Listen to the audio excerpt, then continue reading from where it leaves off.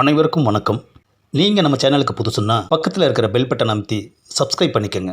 தொடர்ந்து எல்லா வீடியோக்களையும் நீங்கள் பார்க்கலாம்.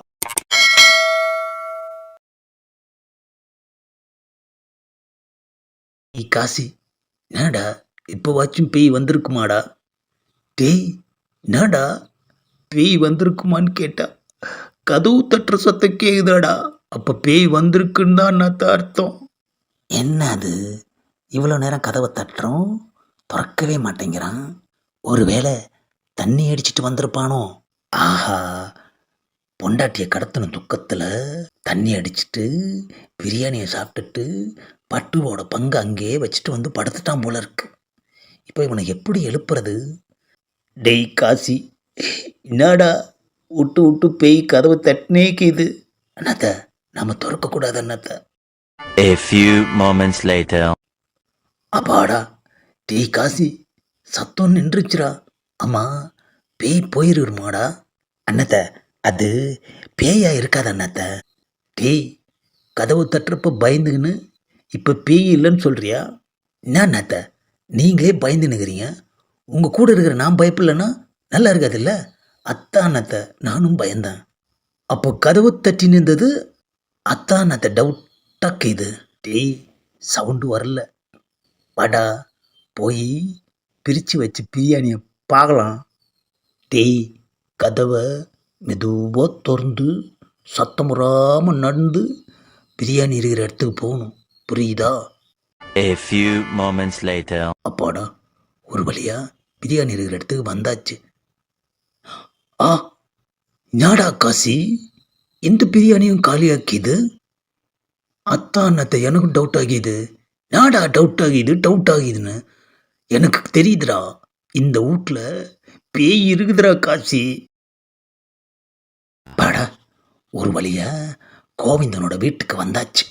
ஆஹா, ஹாலே எவ்வளோ பெருசு இருக்கியா? என்னது லைட் எரியுது? ஒருவேளை புருஷனுக்காக கோவிந்தனோட சம்சாரம் வெயிட் பண்ணுறாங்கன்னு நினைக்கிறேன். இவ்வளோ பெரிய வீட்டில் புருஷன் பொண்டாட்டி தனியாக, அப்புறம் எப்படி நம்ம நாட்டில் இடம் பற்றாக்குறை குறையும்? அப்படியே மெதுவாக நடந்து போவோம். என்ன அது, டேபிளுக்கு கீழே ஏதோ பொட்டலம் கிடக்கு. ஆஹா, லவ்லி பிரியாணி பொட்டலம். புருஷனை கடத்துறது தெரியாமல் பிரியாணி வாங்கி சாப்பிட்ருக்கு. இந்த காலத்தில் எந்த பொண்டாட்டி புருஷனை நினச்சி கவலைப்படுறா? தான் சாப்பிட்டா போதும்னு நினைக்கிறேன். அதுதான் வாங்கி சாப்பிட்டுட்டு கவரை இங்கே போட்டிருக்கா. என்ன அது, பக்கத்திலே இன்னொரு பொட்டலம் கிடக்கு. ஆஹா, பொண்டாட்டி மட்டும்தான்னு கோவிந்தன் சொன்னானே. ஒருவேளை கோவிந்தனுக்கு தெரியாமல் இப்போ கோவிந்தனோட பொண்டாட்டியும் நம்மக்கிட்ட சிக்கிட்டான். பிளாக்மெயில் பண்ணி பணத்தை கறந்துட வேண்டியது தான். A few moments later. என்னது, 3 ரூமில் 2 ரூமில் யாருமே இல்லை. 3வது ரூமுக்கு வருவோம். கண்டிப்பாக கோவிந்தனோட சம்சாரம் இந்த ரூமில் தான் இருக்கணும். கதவை தட்டுவோம். டீ, நாடா காசி, பேய் போயிடுச்சுன்னு நினச்சி நின்றா மறுபடியும் வந்து கதவை தட்டு நிற்கிது. அண்ணாத்த, அதே பேய் வந்திருக்காது அண்ணாத்த. அது போய் நாம் வாங்கி வச்ச பிரியாணியை பற்றி சொல்லி வேற ஏதாவது பேயை அமுச்சு வச்சுருக்கோம் அண்ணாத்த. டீ, கதவை தட்டி பிரியாணி கேட்குதுடா. அண்ணாத்த, ரொம்ப பசியில் வந்திருக்கும் போல இருக்கு இந்த பேய். டீ, கதவை வேகமாக தட்டுதுரா. என்னது, சத்தத்தையே காணோம். ஒருவேளை பிரியாணியை சாப்பிட்டுட்டு வெளியே எதுவும் கிளம்பிட்டாங்களா? அதுதான் வீடு பூட்டி இருக்கு. ஆஹா, வந்தது வேஸ்ட்டாக போச்சு ஐயா.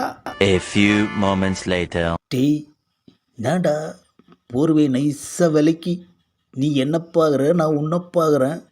எழுந்து உட்கார்றா. டீ, உடம்பெல்லாம் நடுங்குதுடா. என்னத்த இப்படி நடுங்குறீங்கோ? கேப்படா கேப்ப, என்னத்துக்கு நீ கேட்க மாட்ட? பேயின்னா நடுங்காமல் என்னடா பண்ணுறது? என்னத்த எவ்வளோ பேரை வெட்டிக்கிறீங்கோ, பேய் போய் இப்படி பயந்து நிற்கிறீங்களே. டேய், எத்தனை பேர் வெட்டினாலும் பேய்க்கு பயந்து தாண்டா ஆகணும் சாத்தானுக்கு பிறந்தவன.